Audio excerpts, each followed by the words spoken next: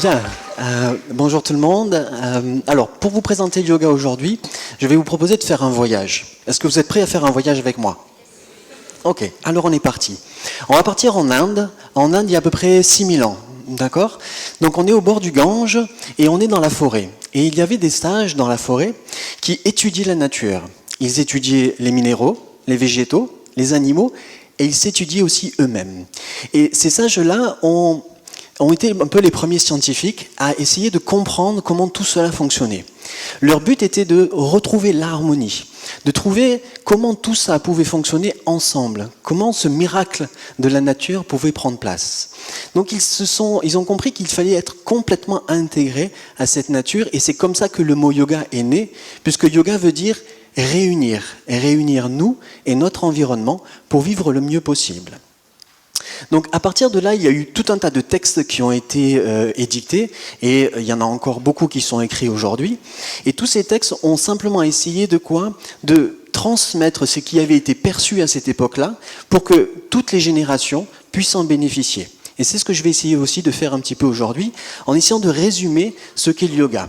On va dire qu'il y a 4 vraiment courants de yoga qui ont été proposés à l'Occident et dans le monde. Le premier, c'est le Jnana Yoga. Jnana Yoga, ça veut dire le yoga de la connaissance. De la connaissance par l'étude des textes, qu'on a vu juste avant, mais aussi la connaissance en s'étudiant soi-même, en essayant de percevoir qu'est-ce que je ressens profondément dans telle ou telle situation. Et les Jnana Yogis sont des gens qui, au quotidien, s'étudient soi-même avec le support des textes. Vous avez ensuite le Karma Yoga. Le Karma Yoga, c'est le yoga de l'action désintéressée. Quand on a une cause qui fait sens pour nous, on va s'investir dans cette cause-là et on va se mettre au service de cette cause-là. C'est une façon de faire le Karma Yoga. La deuxième façon, c'est de se faire son travail sans chercher à forcément gagner de l'argent avec, mais le faire avec beaucoup de cœur, beaucoup de plaisir, beaucoup d'envie, et dédier tout ce travail à la communauté. Bien sûr, il y a un salaire, mais c'est accessoire. Le Bhakti Yoga, c'est un petit peu particulier. Ce sont des gens qui sont capables de reconnaître en chaque être, homme, animal, végétal, minéral, qui a une notion divine en eux, qui a quelque chose de particulier qui brille à l'intérieur, et donc ils sont totalement voués à ça, et au quotidien, avec les gens qu'ils rencontrent, avec toutes leurs relations, ils essayent de faire en sorte de voir l'autre avec cette notion lumineuse. Enfin, le Raja Yoga, c'est ce qui va nous intéresser aujourd'hui. On l'appelle le yoga royal. Le yoga royal, pourquoi? Parce qu'il a été dicté 8 branches, qu'on va voir tout à l'heure, pour nous permettre d'atteindre à cette notion d'union, de réunir, d'être bien.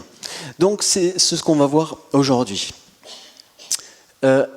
Tantra Yoga ici, mais ça aujourd'hui on ne va pas le traiter parce que je ne suis pas sûr que vous soyez prêts à entendre ce genre de choses. On en parlera peut-être plus tard, et je vous parlerai de mon mémoire de fin d'année à la Bihar School of Yoga, où j'ai traité des glandes endocrines et des relations énergétiques, mais ça viendra plus tard. Allez, on continue. Donc, ce qui nous intéresse aujourd'hui, c'est le Raja Yoga, et dans le Raja Yoga, il a été édicté 5 causes de souffrance. La première, le manque de conscience. Vous entendez souvent parler de pleine conscience, de ces méditations maintenant que l'on propose, qui nous permettent d'être dans l'instant présent. C'est ça. Si vous manquez ça, vous allez commencer à souffrir de quelque chose, divers ou varié. L'ignorance, oui, on est souvent ignorant de plein de sujets, ce qui est normal, on ne peut pas tout connaître, mais l'ignorance peut nous amener à souffrir, l'ignorance peut nous amener à la peur. Donc, essayer d'avoir un maximum de connaissances sur nous-mêmes, et c'est ce qu'ont fait les sages des temps anciens, ça nous permet de vivre mieux. L'ego. Oui, on parle souvent de moi-je, c'est souvent moi-je, et ce moi-je va nous amener des souffrances car on s'éloigne de l'autre quand on commence à trop s'individualiser. L'attachement, on est attaché à nos biens matériels, beaucoup trop, on est attaché à notre environnement, notre famille, nos amis. Pourquoi être attaché à tout ça plus qu'à autre chose? Le yoga a dit que ça c'était une source de souffrance. Enfin, la peur de la mort qui est une des plus grandes peurs et qui est souvent la source de toutes les autres peurs derrière. Comment se libérer de tout ça? On va cultiver le non-attachement, c'est la première des choses. Donc essayer de se libérer de cette emprise que peut avoir et le matériel et l'environnement humain autour de nous. Et on va avoir des outils pour ça. Et l'expérience par la pratique. Car ce que je ne vous ai pas encore dit, c'est que le yoga, c'est une vraie science. C'est une expérimentation qui va vous permettre de valider ce que je suis en train de raconter. Et on l'expérimentera ça tout à l'heure ensemble. Donc l'idée, c'est que le Raja Yoga a été codifié en 8 points. On va vite passer sur ces 8 points. Le premier, yama. Yama, ça veut dire contrôle, code de conduite. Par exemple, la non-violence que prenait Gandhi à l'époque, ou le fait d'essayer d'exprimer la vérité. Ça, c'est des valeurs universelles, tout le monde est capable de faire ça. Niyama, plus dédié aux aspirants qui veulent vraiment mettre les mains dans le yoga et qui se disciplinent à pratiquer régulièrement. Donc on a d'autres codes de conduite pour nous aider à aller par là. Asana, c'est ce qu'on connaît le plus dans le monde du yoga, ce sont les postures. Vous avez vu plein de choses autour des postures, mais yoga, c'est vraiment pas que ça. C'est certainement pas que ça. C'est une toute petite partie de ce qu'est yoga. Les asanas ont été codifiés pour conserver un corps en bonne santé. C'est là leur seul but. Mettre les 2 pieds derrière la tête et marcher sur les mains, c'est pas yoga, c'est de la contorsion. D'accord ?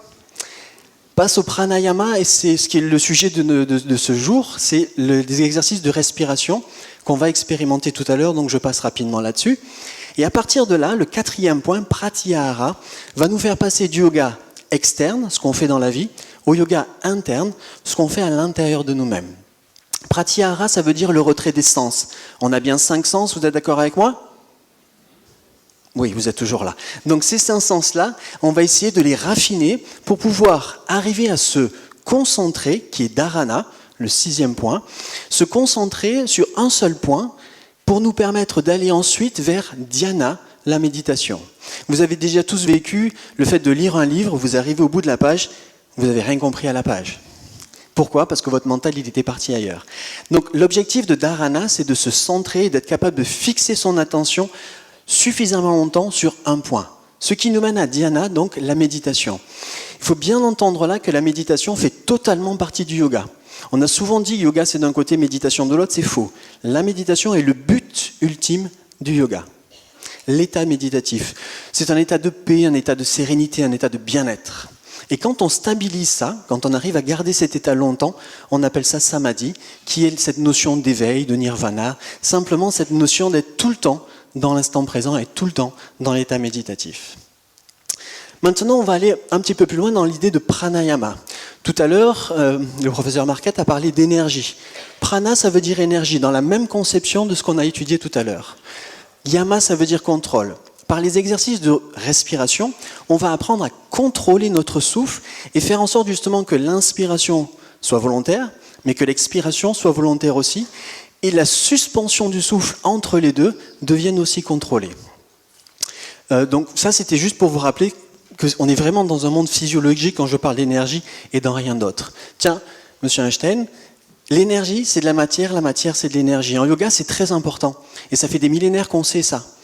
On part du principe que tout ce qui est autour de nous n'est que des atomes en vibration et que ça prend diverses formes par rapport à des différentes fréquences. Donc ça, il faut bien le garder en tête et c'est important aussi dans le monde du yoga. Donc la première respiration que je vais vous apprendre aujourd'hui, ça s'appelle Ujjayi. Ça veut dire la respiration victorieuse. Donc là, je vais avoir besoin de votre participation et on va apprendre ça ensemble. Vous avez déjà entendu respirer ce monsieur-là ?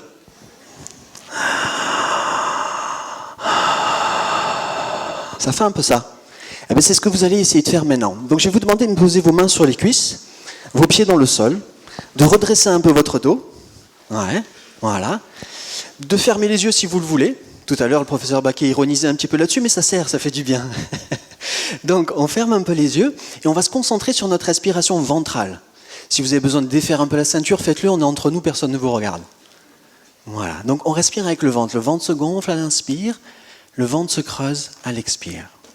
Et ce que vous allez faire, c'est bien respirer avec le nez, mais resserrer un petit peu votre gorge pour mieux canaliser l'air dans la gorge. Et c'est à cet endroit-là que le son va sortir. Au départ, si vous n'arrivez pas vraiment à le faire, forcez-le un petit peu, comme les gens qui ronflent. Vous savez, quand vous êtes en train de vous endormir, vous avez un petit ronflement qui arrive. Eh bien, c'est un peu ça au départ. Et après, on essaye de le rendre beaucoup plus subtil. Est-ce que ça fonctionne ? Si ça fonctionne, dans l'amphithéâtre, ici, ça doit résonner, on doit l'entendre. Donc faites-le plus fort. Ouais. Ok. Continuez encore un petit peu.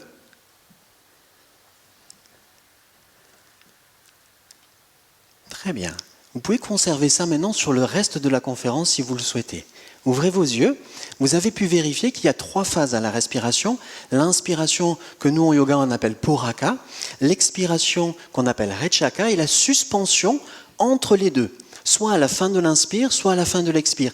Et cette suspension-là, Kumbhaka, c'est quelque chose de très important en yoga sur lequel on va beaucoup travailler. Et donc on va faire un exercice par rapport à ça, mais avant ça, vous avez pu vérifier que vous étiez bien dans une respiration ventrale, on est bien d'accord. Hein, on n'est pas en haut, on est vraiment en bas, on est détendu dans l'abdomen, et on se sert de l'abdomen pour respirer. Ne pas oublier de respirer, on en a parlé tout à l'heure, mais c'est important. Et quand vous décidez d'arrêter de faire une pause à la fin de l'inspire ou à la fin de l'expire, c'est votre choix. L'apnée du sommeil ou les apnées qui ne sont pas volontaires, c'est encore autre chose, c'est pathologique. Là, nous, on prend le contrôle. On est bien d'accord. Donc on va faire cet exercice, le départ il est en bas ici à gauche, vous allez suivre ce carré-là. Donc vous vous remettez dans la respiration dans la gorge, et on va prendre 4 secondes pour inspirer, 4 secondes pour faire une pause, 4 secondes pour expirer, et encore 4 secondes pour faire une pause. Vous êtes prêts? On commence ensemble par expirer complètement, vider tout l'air, on est en bas. On inspire, 1, 2, 3, 4, on fait une pause, 1, 2, 3, 4, on expire, 1, 2, 3, 4, on fait une pause, 1, 2, 3, 4. Continuez, inspirez, comptez pour vous. Si 4 c'est trop, faites 3. Si c'est pas assez, faites 5. Soyez confortable. Encore.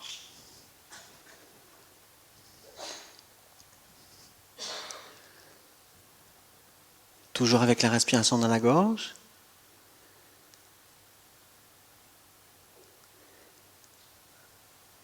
À la fin de votre prochaine expire, vous pouvez stopper cet exercice. Et commencez à ressentir un peu ce qui se passe pour vous à l'intérieur. Gardez bien cet exercice en tête, parce que vous pourrez le reproduire à la maison et l'expérimenter mieux que ça. Aujourd'hui, je n'ai pas beaucoup de temps, mais je vous invite à vraiment expérimenter ça à la maison. On va continuer avec juste diverses techniques qui ont été codifiées par le yoga et qui servent à chaque fois à quelque chose. Nadi Shodhana veut dire le nettoyage des canaux énergétiques. C'est un pranayama qui est harmonisant. Kapalabhati est un pranayama qui veut dire faire briller les os du crâne. Pas mal. Pourquoi faire briller les os du crâne? Simplement parce qu'on va chercher à nettoyer le mental, à se libérer des pensées perturbatrices. Une petite phrase que je vous donne et qui résume bien ce qu'est le yoga, c'est Yoga Chitta Vritti Nirodha. C'est du sanskrit. Le yoga est l'arrêt des fluctuations du mental. Ça, c'est un des versets qui a été expliqué, qui donne l'explication de ce qu'est le yoga. Le yoga est l'arrêt des fluctuations du mental. Important. Brahmari, ça veut dire le bourdonnement de l'abeille. C'est un pranayama qui va nous permettre de calmer, de détendre. Shitali, un pranayama qui est rafraîchissant. Quand l'été, vous êtes dans une activité trop importante ou que vous êtes trop perturbé mentalement, vous prenez Shitali, ça vous calme. Il y en a bien d'autres que je pourrais vous expliquer, mais on va continuer. Je vais vous expliquer rapidement mon expérience par rapport à ça, et j'ai écrit un livre que vous pouvez trouver un petit peu plus loin. Pour vous expliquer que moi, comme on l'a dit en intro, je n'étais pas du tout dans le monde du yoga, j'étais dans le monde du commerce et j'étais dans une vie très très stressante et très très active et trop active et pas loin du burn-out. Et à un moment donné, j'ai décidé d'arrêter. À cette époque-là, j'étais très souvent malade, angine, bronchite, je passais mes automnes et mes hivers à aller chez le médecin, à prendre de la cortisone, etc., etc. Rien n'y faisait. J'ai rencontré le yoga en mois de septembre. Le premier hiver que j'ai passé a été très compliqué parce que j'étais complètement bouché et pour faire des exercices de respiration, c'est pas simple. Le deuxième hiver, l'année d'après, ça a été terminé. Et depuis, je suis plus du tout malade. Donc plus de rhume, plus d'angine, plus de bronchite, plus ces trucs-là. Pourquoi? Parce que simplement le fait de respirer volontairement et de contrôler sa respiration nettoie les voies aériennes, ça c'est la première des choses, et harmonise votre corps de l'intérieur. Donc c'est quelque chose qui est important et aujourd'hui, ce dont je vous parle, c'est de mon expérience. Je ne vous parle pas d'un savoir livresque. Ça c'est encore une autre histoire. Vraiment, pendant toutes ces dernières années, j'ai expérimenté beaucoup de choses, j'ai suivi beaucoup d'enseignements et tout ce que je vous raconte aujourd'hui est simplement le fruit de mon expérience. Si c'est pour vous répéter un livre, ça n'a aucun intérêt. Et ce que je vous invite à faire, c'est d'essayer, de pratiquer et de voir ce que ça donne chez vous. Et c'est pour ça qu'il y a une autre science dans le yoga qu'on appelle le Swara Yoga, qui est, le Swara, ça veut dire son, vibration. Et la respiration, elle est vibratoire. Vous pouvez entendre quand vous respirez. Si vous avez bien expérimenté ce que je vous ai demandé tout à l'heure, il y a un son qui est produit. Les yogis ont étudié qu'il y avait à peu près 21 600 respirations par 24 heures, qu'il y avait un son produit par le souffle et que ce son était so à l'inspire, ham à l'expire. Et tout à l'heure, on va écouter. Et qu'il y avait 5 vayus, ça veut dire 5 souffles. Et ces 5 souffles nous aident dans l'assimilation, dans l'excrétion, dans la diffusion, etc. Bref, on va continuer tranquillement. C'est maintenant qu'on va essayer d'expérimenter vraiment tous ensemble une pratique qui s'appelle Ajapa Japa. Ajapa Japa, ça veut dire la répétition spontanée d'un son. La respiration a un son, c'est notre but aujourd'hui, c'est d'écouter ce son. Remettez-vous dans les meilleures conditions possibles pour vous. Et je vais vous demander à nouveau de fermer les yeux, de vous remettre dans le ventre et de reprendre la respiration qu'on a vue tout à l'heure dans la gorge, Ujjayi. Voilà. Et dans ce moment de calme et de tranquillité, écoutez le son produit par votre souffle. Si au départ vous n'entendez pas bien, répétez mentalement le son so tout le long de votre inspire et le son ham tout le long de votre expire. La pause, elle est très courte. L'important, c'est d'approfondir le temps d'inspire et d'approfondir le temps d'expire.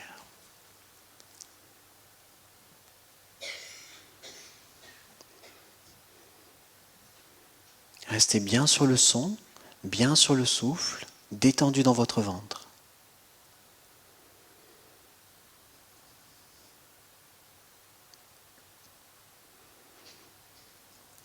Et profitez de ça encore quelques secondes.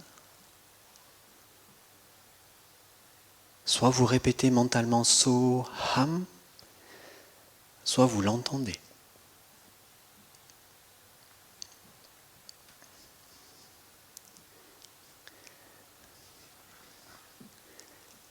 Et à la fin de votre prochaine expiration, vous pourrez quitter cet exercice. Et ouvrir les yeux. Bien. Et là, encore une fois, dès qu'on pratique, juste après, on se pose la question, tiens, qu'est-ce que ça fait pour moi? Comment j'ai réagi à ça? On a un temps de pratique très court aujourd'hui, mais justement, par rapport à tout ce que je viens de vous raconter, essayez simplement de ne pas forcément me croire, mais d'expérimenter par vous-même. Tous les jours, prenez 20 minutes. Je sais que ce n'est pas évident de trouver 20 minutes dans une journée qui est très chargée, mais prenez 20 minutes pour vous occuper de vous. Dans ces 20 minutes, faites ce qu'on vient de faire là. Faites ça tous les jours pendant 3 mois. Je peux vous assurer que dans 3 mois, votre vie elle s'est totalement transformée. Vous vous êtes éloigné de beaucoup de tensions, de beaucoup de problèmes. Encore une fois, la seule façon que j'ai de pouvoir vous faire valider ça, c'est que vous expérimentiez. Le yoga est une science de l'expérimentation. Donc faites-le. Sur ce, je vous remercie et je vous souhaite une bonne fin de journée.